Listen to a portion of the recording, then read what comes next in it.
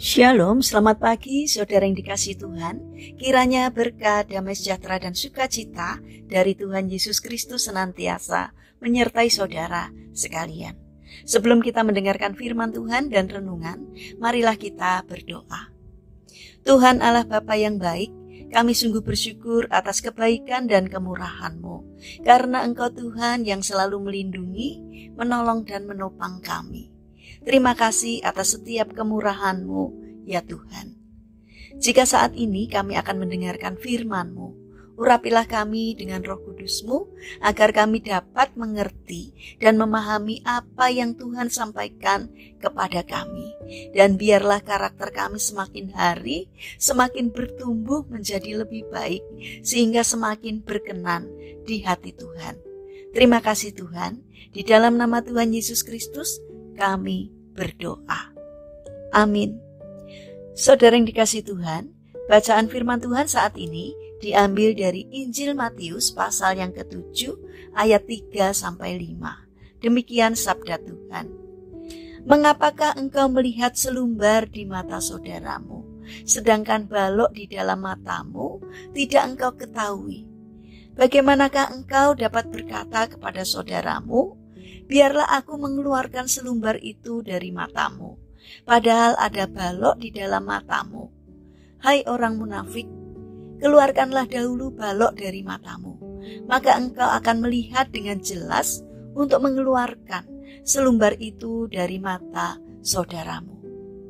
Saudara yang dikasihi Tuhan, tema renungan saat ini adalah mari bercermin.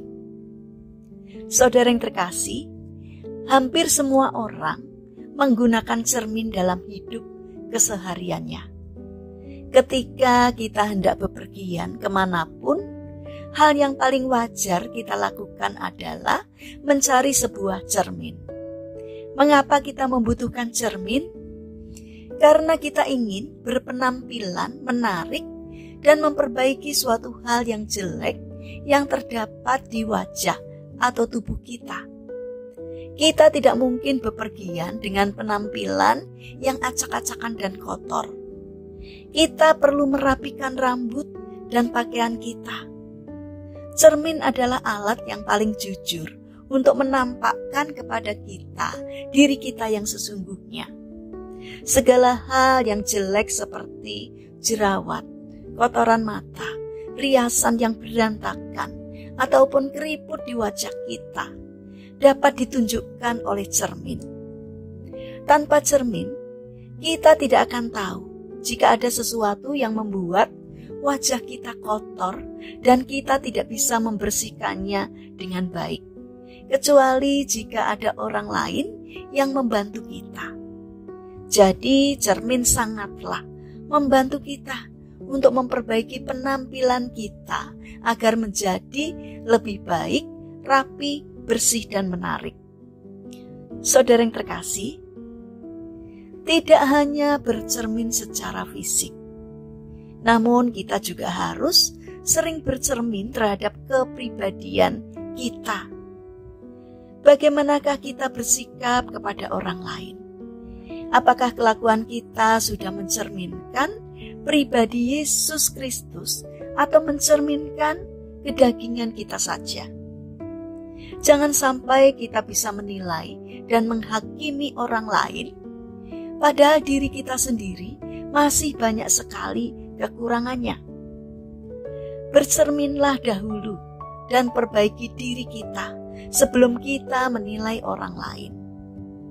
Tuhan Yesus memberikan perumpamaan yang serupa dengan hal ini, yaitu mengenai orang yang melihat selumbar di mata saudaranya, tetapi balok di matanya sendiri tidak kelihatan.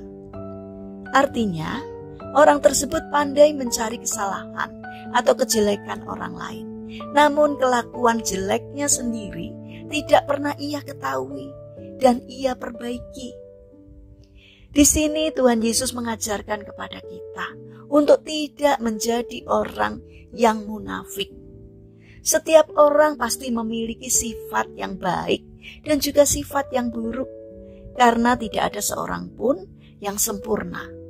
Oleh karena itu, nasihat dari orang lain sangatlah kita butuhkan. Jangan pernah kita menolak saran dan teguran dari orang lain. Gunakanlah semua itu sebagai sarana untuk memperbaiki diri kita sendiri. Anggaplah teguran, nasihat, dan saran dari orang lain sebagai cermin, sehingga kita bisa mengetahui hal-hal apa saja yang perlu diperbaiki, dirapikan, dan dibersihkan dari diri kita.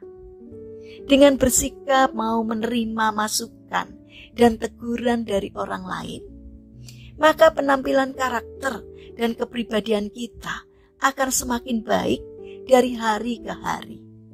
Jika kita ingin memiliki karakter yang baik, indah, elok, dan cantik di hadapan Tuhan dan sesama, maka teguran dan masukan dari orang lain merupakan harta berharga yang dihadiahkan Tuhan untuk kita. Maukah kita menerima hadiah yang berharga itu?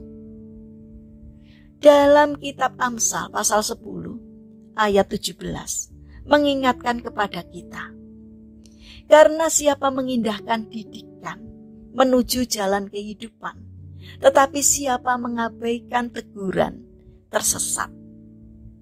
Saudara yang terkasih, mari kita bangun karakter untuk mau terbuka menerima kritik dan masukan, agar kita bisa membenahi diri sehingga karakter kita akan menjadi baik, sehingga kita pun akan semakin berkenan di hati Tuhan.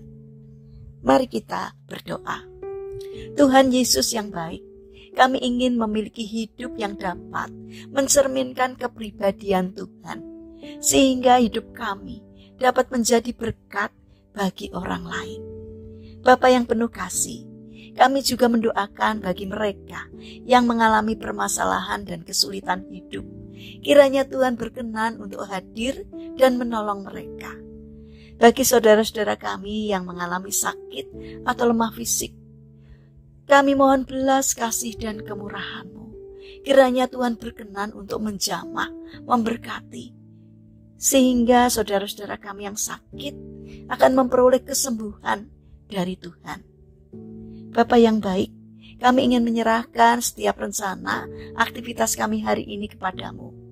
Berikanlah semangat dan penyertaan-Mu, sehingga dalam menjalankan aktivitas kami, apapun yang boleh kami kerjakan, boleh mendatangkan berkat bagi kami dan juga bagi sesama kami. Terima kasih Tuhan, kami percaya bahwa Tuhan akan menolong kami. Dalam nama Tuhan Yesus Kristus, kami berdoa. Amin. Puji Tuhan, saudara yang terkasih, kiranya firman Tuhan dan renungan hari ini dapat menjadi berkat bagi kita semua. Haleluya.